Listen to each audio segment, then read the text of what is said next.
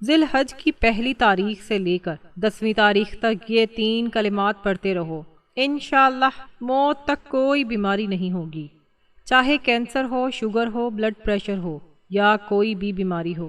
بس فجر کی نماز کے بعد یہ 3 کلمات 3 مرتبہ پڑھ لو، انشاءاللہ جسم سے ہر قسم کی بیماری ختم ہو جائے گی، چاہے بیماری کتنی بھی سخت کیوں نہ ہو۔ بس فجر کے بعد یہ کلمات پڑھنا، اللہ تعالیٰ ہر قسم کی بیماری سے نجات دے گا اور موت تک کوئی بیماری نہیں ہوگی انشاءاللہ۔ ناظرین کرام، فجر کی نماز کے بعد یہ 3 کلمات 3 مرتبہ پڑھ لینا، انشاءاللہ چلتے پھرتے اس دنیا سے رخصت ہو جائیں گے۔ جسم میں جو بھی بیماری ہوگی، چاہے کسی بھی قسم کی بیماری ہو، یہ 3 کلمات پڑھنے کی دیر ہے، ہر قسم کی لا علاج بیماری بھی ختم ہو جائے گی۔ یہ کلمات بہت ہی طاقتور ہیں، اپنی زندگی میں ایک بار یہ کلمات لازمی پڑھ لینا۔ یہ کلمات پڑھنے سے اللہ تعالیٰ جسم سے ہر قسم کی بیماری ختم فرما دے گا اور اپنے بندے کو شفا عطا فرمائے گا۔ ناظرین محترم، حضور نبی اکرم صلی اللہ علیہ وآلہ وسلم کی مبارک عمر جب 7 سال کی ہوئی تو آپ کی آنکھوں میں درد ہونے لگا۔ آپ صلی اللہ علیہ وآلہ وسلم کے دادا حضرت عبد المطلب نے آپ کا بڑا علاج کروایا، مگر آپ صلی اللہ علیہ وآلہ وسلم کی آنکھیں ٹھیک نہیں ہوئیں۔ حضرت عبد المطلب بہت پریشان تھے کہ اب کیا کیا جائے، بڑا علاج کروایا مگر پوتا ٹھیک نہیں ہو رہا۔ آپ پریشان بیٹھے سوچ رہے تھے کہ کسی جاننے والے نے کہا، اے سردار مکہ، پریشان مت ہوں، مکہ شریف کے قریب اوکاجا بازار ہے، اس بازار کے ساتھ ایک طبیب کا گھر ہے جو بہت ماہر ہے، وہ دوا بھی دے گا اور آپ کے پوتے کو دم بھی کرے گا، یقیناً ٹھیک ہو جائے گا، ہم نے کئی بار اسے آزمایا ہے۔ حضرت عبد المطلب بہت خوش ہوئے۔ آپ نے حضرت نبی کریم صلی اللہ علیہ وآلہ وسلم کو اپنے ساتھ لیا اور اس حکیم یعنی راہب کے پاس تشریف لے گئے۔ شام کا وقت تھا، جب آپ اس کے دروازے پر پہنچے تو دیکھا کہ دروازہ بند تھا۔ آپ نے وہاں کے لوگوں سے اس حکیم یعنی راہب کے بارے میں پوچھا کہ وہ کیسا ہے۔ لوگوں نے بڑی تعریف کی کہ راہب صاحب کے ہاتھ میں بڑی شفا ہے، جو بھی مریض ان کے پاس آتا ہے وہ دوا دیتے ہیں اور ساتھ میں دم بھی کرتے ہیں، اللہ تعالیٰ کرم فرماتا ہے اور بیمار ٹھیک ہو جاتا ہے۔ فرمایا، اب وہ کہاں ہے؟ لوگوں نے کہا، حضور وہ تو گھر میں ہے لیکن اب دروازہ نہیں کھلنے والا۔ فرمایا، کیوں؟ لوگوں نے کہا، حضور یہ بندہ بہت خاص ہے، دروازہ بند کر کے عبادت میں لگا رہتا ہے، کئی دن دروازہ بند رہتا ہے، جب اس کی مرضی ہوتی ہے تب دروازہ کھولتا ہے۔ فرمایا، کوئی بتا سکتا ہے کہ دروازہ کب کھلے گا؟ لوگوں نے کہا کہ اب تو یہ مشکل ہے کیونکہ آج ہی دروازہ بند ہوا ہے، اب کچھ مہینے یا پھر کچھ سال بعد ہی کھلے گا۔ حضرت عبد المطلب بہت پریشان ہو گئے کہ اب کیا ہوگا۔ اچانک راہب کے مکان میں زلزلہ آ گیا، دیواریں ہلنے لگی، چھت کانپنے لگی۔ قریب تھا کہ وہ طبیب وہ راہب کے مکان کے نیچے دب جاتا۔ وہ فوراً دروازہ کھول کر باہر آ گیا۔ جب وہ باہر آیا تو اس نے حضرت عبد المطلب کو پہچان لیا کہ یہ مکہ معظمہ کے سردار ہیں۔ راہب نے کہا، حکمران صاحب کیسے آئے؟ حضرت عبد المطلب نے فرمایا، یہ میرا پوتا بیمار تھا، آنکھیں ٹھیک نہیں ہو رہی تھیں، سنا ہے کہ آپ دوا بھی دیتے ہیں اور دم بھی کرتے ہیں، مہربانی فرما کر جلدی سے کوئی دوا دے دیں اور دم بھی کر دیں تاکہ میرا پوتا ٹھیک ہو جائے۔ راہب نے جب پیارے آقا حضرت محمد صلی اللہ علیہ وآلہ وسلم کے چہرے کا نور دیکھا تو دیکھتا ہی رہ گیا۔ پھر کمرے میں گیا، غسل کیا، نئے کپڑے پہنے اور خوشبو لگائی، پھر ایک آسمانی صحیفے کے چند اوراق اٹھا کر لایا، سرکار کے پاس آ کر دیکھنے لگا۔ کبھی اپنی کتاب دیکھتا، کبھی سرکار کا چہرہ والضحیٰ دیکھتا، کبھی کتاب دیکھتا، کبھی واللیل کی زلفوں کو دیکھتا۔ سارے اوراق بھی دیکھے، کملی والے کو سر سے لے کر پاؤں تک بھی دیکھا، پھر قدموں میں گر کر کہنے لگا، اے محمد صلی اللہ علیہ وآلہ وسلم، میں گواہی دیتا ہوں کہ آپ اللہ تعالیٰ کے آخری نبی ہیں، آپ کے بعد کوئی نبی نہیں آئے گا۔ سبحان اللہ، عظمت مصطفیٰ کہ ابھی اللہ نے نبوت بھی نہیں فرمائی، لیکن راہب پہلے ہی کلمہ پڑھ کر گواہی دے رہا ہے۔ حضرت عبد المطلب راہب کی بات سن کر بہت خوش ہوئے اور پھر فرمایا، راہب صاحب، جس کام کے لیے میں حاضر ہوا ہوں وہ جلدی کریں۔ راہب نے کہا، کون سا کام؟ فرمایا، میرے پوتے کو دوا بھی دو اور اسے دم بھی کرو تاکہ اس کی آنکھیں ٹھیک ہو جائیں۔ راہب نے کہا، حضرت آپ کیا کہہ رہے ہیں، میں ان کا علاج کروں؟ حضرت عبد المطلب نے فرمایا، راہب صاحب، میں تو آیا ہی اس لیے ہوں۔ راہب کی آنکھوں میں آنسو آ گئے اور کہا، صاحب، آپ نے محمد صلی اللہ علیہ وآلہ وسلم کی عظمت کو سمجھا ہی نہیں۔ آپ طبیب کو مریض کے پاس لے آئے ہیں، مقدس کو گنہگار کے پاس لے آئے ہیں، شفائے کائنات کو مجسم کے پاس لے آئے ہیں، داتا کو بھکاری کے پاس لے آئے ہیں، مختار کو مجبور کے پاس لے آئے ہیں، نبی کو امتی کے پاس لے آئے ہیں۔ اے عبد المطلب، میں اپنے عبادت خانہ میں بیٹھا تھا، اللہ تعالیٰ کی عبادت کر رہا تھا کہ اچانک میرا پورا مکان لرزنے لگا۔ اگر میں باہر نہ آتا تو مکان کے نیچے آ کر دب جاتا۔ اے سردار مکہ، تیرا یہ پوتا بڑی شان والا ہے، بڑی عظمت والا ہے، بڑے مقام والا ہے۔ دیکھ، اس کے چہرے سے نور کے فوارے نکل رہے ہیں۔ کائنات کے یہودی اس کے دشمن ہے، اس طرح لے کر اسے نہ پھرا کرو، کہیں کوئی یہودی اسے تکلیف نہ دے۔ جاؤ، اپنے گھر لے جاؤ۔ حضرت عبد المطلب نے فرمایا، راہب صاحب، آپ نے میری رہنمائی کی، شکریہ، لیکن اصل مسئلہ تو ویسے کا ویسا ہی رہا۔ جس مقصد کے لیے میں آیا تھا وہ حل نہیں ہوا۔ تو راہب مسکرا کر بولا، اے سردار مکہ، ان کی آنکھوں کا علاج خود انہی کے پاس موجود ہے، تمہیں معلوم ہی نہیں۔ فرمایا، کہاں ہے علاج؟ راہب نے کہا، سردار مکہ، محمد صلی اللہ علیہ وآلہ وسلم کا لواب شریف نکال کر ان کی آنکھوں میں لگاؤ، یہ بالکل ٹھیک ہو جائیں گے۔ حضرت عبد المطلب نے اسی وقت سرکار کے منہ سے لعاب نکال کر آپ کی آنکھوں میں لگایا تو آپ کی آنکھیں فوراً ٹھیک ہو گئیں، جیسے کبھی بیمار ہی نہیں تھی۔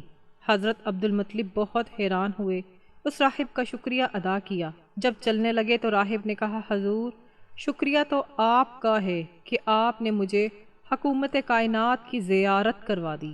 حضرت عبد المطلب نے فرمایا، راہب صاحب، آپ کا دم بہت مشہور ہے، سنا ہے جس کو بھی آپ دم کرتے ہیں وہی مریض فوراً ٹھیک ہو جاتا ہے۔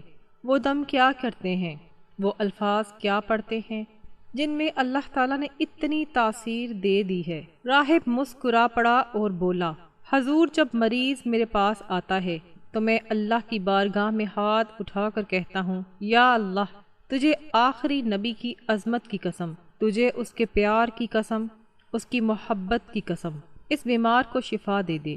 پھر میں مریض پر دم کرتا ہوں، اللہ تعالیٰ بیمار کو شفا دے دیتا ہے۔ ماشاء اللہ۔ ناظرین کرام، حضور نبی کریم صلی اللہ علیہ وآلہ وسلم نے اپنی پوری زندگی بہت سادگی سے گزاری۔ آپ کی خوراک بہت سادہ تھی۔ پیارے سامعین، کسی بھی شخص کے اخلاق اور کردار کا جائزہ لینا ہو تو اس کی عادتوں کے ساتھ ساتھ اس کے لباس اور اس کی گفتگو سے اندازہ لگایا جا سکتا ہے کہ وہ کیسی زندگی گزار رہا ہے۔ نبی کریم صلی اللہ علیہ وآلہ وسلم حکمران ضرور تھے، لیکن ساتھ ساتھ آپ صلی اللہ علیہ وآلہ وسلم بے حد معتدل تھے۔ آپ کی خوراک بہت کم اور سادہ تھی، یہاں تک کہ حضرت انس رضی اللہ تعالی عنہ بتاتے ہیں کہ نبی کریم صلی اللہ علیہ وآلہ وسلم کے یہاں کبھی صبح شام دونوں کھانوں میں گوشت اور روٹی ایک ساتھ موجود نہیں ہوتی تھی۔ ہاں، جب مہمان آتے تو ایسا ممکن ہوتا تھا، یعنی دونوں وقت کھانا ہوتا تھا۔ مہمانوں کی زبان سے اللہ کے رسول صلی اللہ علیہ وآلہ وسلم کی تعلیمات کو سمجھ کر آگے بڑھتے ہیں۔ آپ صلی اللہ علیہ وآلہ وسلم نے فرمایا کہ جو شخص اللہ اور قیامت پر ایمان رکھتا ہے اسے چاہیے کہ اپنے مہمان کی عزت کرے۔ اس حدیث سے بھی آپ صلی اللہ علیہ وآلہ وسلم کے اخلاق کا پتہ چلتا ہے۔ آپ صلی اللہ علیہ وآلہ وسلم مہمانوں کی بہت عزت کرتے تھے ام المومنین حضرت عائشہ صدیقہ رضی اللہ تعالی عنہا فرماتی ہیں کہ نبی کریم صلی اللہ علیہ وآلہ وسلم نے کبھی مسلسل 2 دن جو کی روٹی نہیں کھائی حتیٰ کہ آپ وفات پا گئے۔ حضرت عائشہ صدیقہ رضی اللہ تعالی عنہا سے مروی ہے کہ حضرت ابن عباس رضی اللہ تعالی عنہ کہتے ہیں کہ رسول اللہ صلی اللہ علیہ وآلہ وسلم اور آپ کے اہل خانہ کئی راتیں بھوکے سوتے تھے، انہیں رات کا کھانا میسر نہیں ہوتا تھا، ان کی زیادہ تر روٹی جو کی ہوتی تھی۔ حضرت عائشہ صدیقہ رضی اللہ تعالی عنہا فرماتی ہیں کہ رسول اللہ صلی اللہ علیہ وآلہ وسلم میرے پاس آتے اور پوچھتے کھانے کو کچھ ہے؟ میں نبی کریم صلی اللہ علیہ وآلہ وسلم سے کوئی چیز مانگتی نہیں تھی۔ آپ صلی اللہ علیہ وآلہ وسلم نے فرمایا کہ آج میرا روزہ ہے۔ ایک دفعہ حضرت عائشہ صدیقہ رضی اللہ تعالی عنہا نے اپنے بھانجے حضرت عروہ بن زبیر رحمۃ اللہ علیہ سے کہا کہ بعض اوقات ہم پر 3 چاند گزر جاتے ہیں، یعنی 3 مہینے گزرتے اور نبی صلی اللہ علیہ وآلہ وسلم کے گھر چولہا نہیں جلتا تھا۔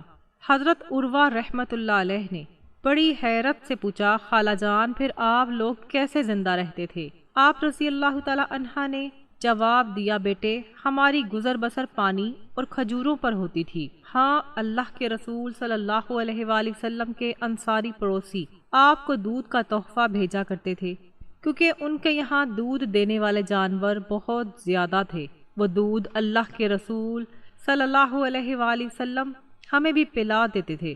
حضرت ابو ہریرہ رضی اللہ تعالی عنہ کہتے ہیں کہ میں ایک دفعہ حضرت عائشہ صدیقہ رضی اللہ تعالی عنہا کی خدمت میں حاضر ہوا۔ انہوں نے ہمیں ایک موٹا سا تہب نکال کر دکھایا جو یمن میں بنتا تھا۔ پھر انہوں نے ہمیں ایک اوڑھنے والی چادر بھی دکھائی جسے موٹی چادر کہا جاتا ہے۔ دونوں چیزیں دکھانے کے بعد انہوں نے اللہ کی قسم کھا کر فرمایا کہ اللہ کے رسول صلی اللہ علیہ وآلہ وسلم نے انہی 2 کپڑوں میں وفات پائی۔ حضرت عبداللہ ابن مسعود رضی اللہ تعالی عنہ سے روایت ہے کہ اللہ کے رسول صلی اللہ علیہ وآلہ وسلم ایک چٹائی پر سوتے اور اٹھتے تھے تو آپ کے پہلوؤں پر چٹائی کے نشانات ہوتے تھے۔ ہم نے کہا یا رسول اللہ کیسا ہوا اگر ہم آپ کے لیے نرم سا بستر بنا دیں؟ پیارے ناظرین اب دیکھیں کہ نبی کریم صلی اللہ علیہ وآلہ وسلم اس پر کیا ارشاد فرماتے ہیں۔ ارشاد ہوا میرا دنیا سے کیا تعلق، دنیا میں میری مثال اس مسافر کی سی ہے جو کچھ دیر کے لیے کسی درخت کے سائے تلے رک جاتا ہے پھر اسے چھوڑ کر اپنی راہ لے لیتا ہے۔ اگر ہم رسول اللہ صلی اللہ علیہ وآلہ وسلم کی زندگی پر نظر ڈالیں تو معلوم ہوتا ہے کہ آپ کی مبارک زندگی ہر پہلو سے سادگی کی مثال تھی۔ آپ نے نہ صرف اپنی زندگی سادگی سے گزاری بلکہ اپنے صحابہ کرام کی تربیت بھی اس انداز میں کی کہ دنیا کی بے وقوفیوں کو خوب واضح کیا۔ آئیے دیکھتے ہیں کہ اللہ کے رسول صلی اللہ علیہ وآلہ وسلم نے اپنے صحابہ کرام کی تربیت کیسے کی۔ حضرت جابر رضی اللہ تعالی عنہ فرماتے ہیں کہ حضور نبی کریم صلی اللہ علیہ وآلہ وسلم مدینہ کے بازار سے گزر رہے تھے۔ آپ کے ارد گرد بہت سے صحابہ کرام موجود تھے۔ آپ صلی اللہ علیہ وآلہ وسلم ان کے ہمراہ تشریف لے جا رہے تھے کہ راستے میں ایک بکری کا مردہ بچہ پڑا تھا، اس کے کان چھوٹے چھوٹے تھے۔ آپ نے اس مردہ میمنے کے کان پکڑے اور فرمایا صحابیوں تم میں سے کون اسے 1 درہم میں لینے کو تیار ہے؟ لوگوں نے کہا یا رسول اللہ 1 درہم تو بہت زیادہ ہے، ہم تو 1 پیسے میں بھی لینے کو تیار نہیں ہیں اور ہم اسے لے کر کیا کریں گے؟ پھر ارشاد ہوا کہ اچھا تم یہ مفت لینے کے لیے تیار ہو؟